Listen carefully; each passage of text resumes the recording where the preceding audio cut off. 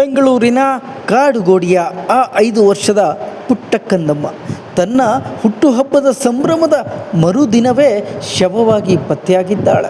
ಮೊದಲಿಗೆ ಇದು ಸಹಜ ಸಾವು ಎಂದು ನಂಬಿಸಲಾಗಿತ್ತ.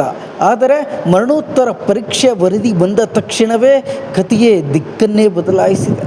ಆ ಮಗುವನ್ನು ಉಸಿರುಗಟ್ಟಿಸಿ ಸಾಯಿಸಲಾಗಿದೆ ಎಂಬ ಅಂಶ ಹೊರಬಂದಿದೆ.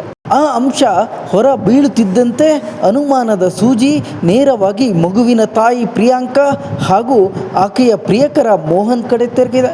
ಪ್ರಕರಣ ಪೊಲೀಸ್ ಠಾಣೆಯಲ್ಲಿ ದಾಖಲಾಗುತ್ತಿದ್ದಂತೆ ಪ್ರಿಯಾಂಕಾ ಎಸ್ಕೇಪ್ ಆಗಿದ್ದಾಳೆ. ಮತ್ತೊಂದು ಕಡೆ ಕಸ್ಟಡಿಯಲ್ಲಿರುವ ಮೋಹನ್ ನನಗೇನು ಗೊತ್ತಿಲ್ಲ, ನನಗೂ ಇದಕ್ಕೂ ಏನು ಸಂಬಂಧ ಇಲ್ಲ ಅಂತ ಒಂದೇ ಒಂದು ಉತ್ತರ ಹೇಳುತ್ತಿದ್ದಾನೆ. ಆದರೆ ಪೊಲೀಸರ ಅನುಮಾನ ಮಾತ್ರ ದಿನದಿಂದ ದಿನಕ್ಕೆ ಗಾಢವಾಗುತ್ತಿದೆ. ಐಸ್ ಕ್ರೀಮ್ದು ಒಂದು ಕತೆ, ಬಿರಿಯಾನಿದು ಮತ್ತೊಂದು ಕತೆ, ಕಾರಿನ ಎಸಿದು ಇನ್ನೊಂದು ಕತೆ. ಒಂದೊಂದು ಹೇಳಿಕೆಗೂ ಒಂದೊಂದು ದಿಕ್ಕು ತೋರಿಸುತ್ತಿದೆ. ಘಟನೆ ನಡೆದ ದಿನದ ಬಟ್ಟೆಗಳನ್ನು ನೀಡಲು ಹಿಂದೇಟಾಗ್ತಾ ಇದ್ದಾರೆ.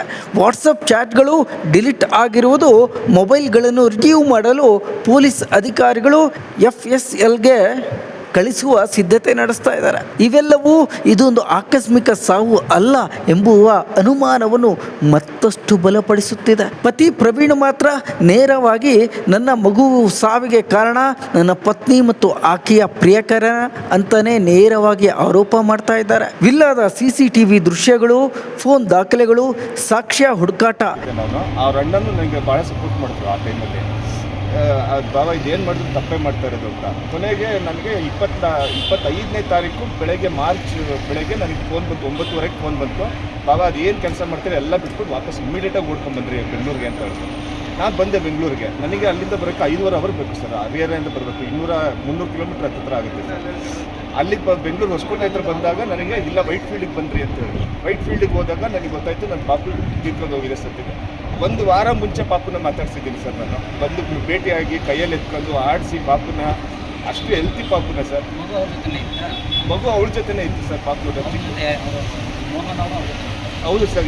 ಈ ಮೋಹನ್ ಕಚಡ ಇವನು ಇದ್ದಾನಲ್ಲ ಸರ್, ಇವನು 12 ವರ್ಷ ಮುಂಚೆ ಚಂದನ ಅಂತ ಒಂದು ಲೇಡಿ ಜೊತೆಗೆ ಲವ್ ಮ್ಯಾರೇಜ್ ಆಗಿದೆ ಸರ್.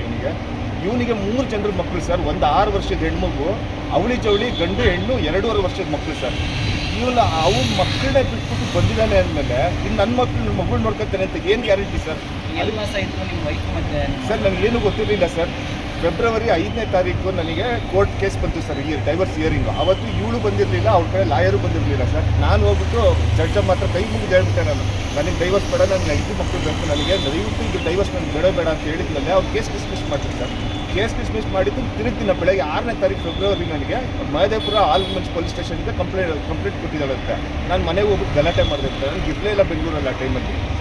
ಆಮೇಲೆ ಮಹದೇವಪುರ ಪೊಲೀಸ್ ಸ್ಟೇಷನಿಗೆ ನಾನು ಬಂದಾಗ ನನಗೆ ಅವಳಿಗೆ ಅಡ್ರೆಸ್ ಕೊಟ್ಟಿದ್ದ ಜನ CM ಮಿಥಿಲಿ ಚಿಕ್ಕಬಾಣವಾರ ಲೇಕ್ ಹತ್ರ, ಅದು ಯಾವುದೋ ವಿಲ್ಲಾ ನಂಬರ್ 11 ಅಂತ ಜಾಗದಲ್ಲಿ ಇದ್ದಾಳೆ ಅಂತ ನನಗೆ ಅವತ್ತೇ ಗೊತ್ತಾಗಿದ್ದು ಸರ್. ನಾನು ಅವ್ರ ಅಣ್ಣನು ನನಗೆ ಭಾಳ ಸಪೋರ್ಟ್ ಮಾಡಿದ್ರು ಆ ಟೈಮಲ್ಲಿ. ಬಾಬಾ ಇದೇನು ಮಾಡಿದ್ರು ತಪ್ಪೇ ಮಾಡ್ತಾ ಇರೋದು ಅಂತ. ಕೊನೆಗೆ ನನಗೆ 25ನೇ ತಾರೀಕು ಮಾರ್ಚ್ ಬೆಳಗ್ಗೆ ನನಗೆ ಫೋನ್ ಬಂತು. 9:30 ಫೋನ್ ಬಂತು. ಬಾಬಾ ಅದೇನು ಕೆಲಸ ಮಾಡ್ತಾರೆ ಎಲ್ಲ ಬಿಟ್ಬಿಟ್ಟು ವಾಪಸ್ ಇಮಿಡಿಯೇಟಾಗಿ ಓಡ್ಕೊಂಡ್ಬಂದ್ರಿ ಬೆಂಗಳೂರಿಗೆ ಅಂತ ಹೇಳಿದ್ರು. ನಾನು ಬಂದೆ ಬೆಂಗಳೂರಿಗೆ. ನನಗೆ ಅಲ್ಲಿಂದ ಬರೋಕ್ಕೆ 5.5 ಅವರ್ ಬೇಕು ಸರ್. ಹರಿಹರದಿಂದ ಬರಬೇಕು. 200-300 ಕಿಲೋಮೀಟ್ರ್ ಹತ್ತಿರ ಆಗುತ್ತೆ ಸರ್. ಅಲ್ಲಿಗೆ ಬೆಂಗಳೂರು ಹೊಸಕೋಟೆ ಹತ್ರ ಬಂದಾಗ ನನಗೆ ಇಲ್ಲ ವೈಟ್ ಫೀಲ್ಡಿಗೆ ಬಂದ್ರಿ ಅಂತ ಹೇಳಿ. ವೈಟ್ ಫೀಲ್ಡಿಗೆ ಹೋದಾಗ ನನಗೆ ಗೊತ್ತಾಯಿತು ನನ್ನ ಪಾಪು ತೀರ್ಕೊಂಡು ಹೋಗಿದೆ ಸತ್ತಿದೆ. 1 ವಾರ ಮುಂಚೆ ಪಾಪುನ ಮಾತಾಡ್ಸಿದ್ದೀನಿ ಸರ್. ನಾನು ಬಂದು ಭೇಟಿಯಾಗಿ ಕೈಯಲ್ಲಿ ಎತ್ಕೊಂಡು ಆಡಿಸಿ ಪಾಪುನ, ಅಷ್ಟು ಹೆಲ್ತಿ ಪಾಪುನ ಸರ್. ಮಗು ಅವಳ ಜೊತೆನೇ ಇತ್ತು ಸರ್. ಪಾಪು ಹೌದು ಸರ್. ಈ ಮೋಹನ್ ಕಚಡ ಇವನು ಇದ್ದಾನಲ್ಲ ಸರ್, ಇವನು 12 ವರ್ಷ ಮುಂಚೆ ಚಂದನ ಅಂತ ಒಂದು ಲೇಡಿ ಜೊತೆಗೆ ಲವ್ ಮ್ಯಾರೇಜ್ ಆಗಿದೆ ಸರ್.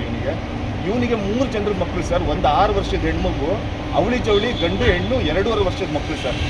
ಇವನು ಅವ್ನ ಮಕ್ಕಳನ್ನೇ ಬಿಟ್ಬಿಟ್ಟು ಬಂದಿದ್ದಾನೆ ಅಂದಮೇಲೆ ಇನ್ನು ನನ್ನ ಮಗಳು ನೋಡ್ಕೊತಾನೆ ಅಂತ ಏನು ಗ್ಯಾರಂಟಿ ಸರ್?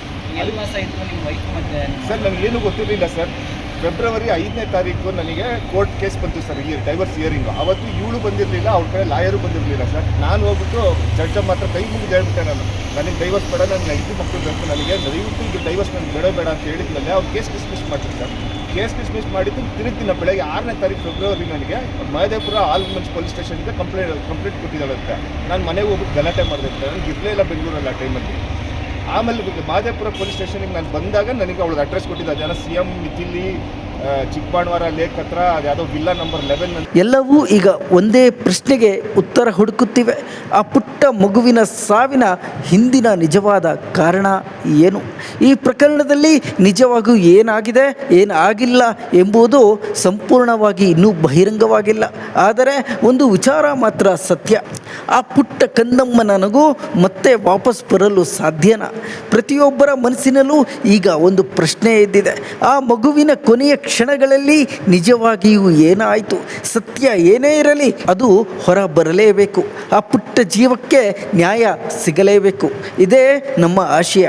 ಇನ್ನಷ್ಟು ಹೆಚ್ಚಿನ ಮಾಹಿತಿಗಾಗಿ ಫಾಲೋ ಮಾಡಿ ಬ್ರಿಗೇಡ್ ನ್ಯೂಸ್ ಕನ್ನಡ.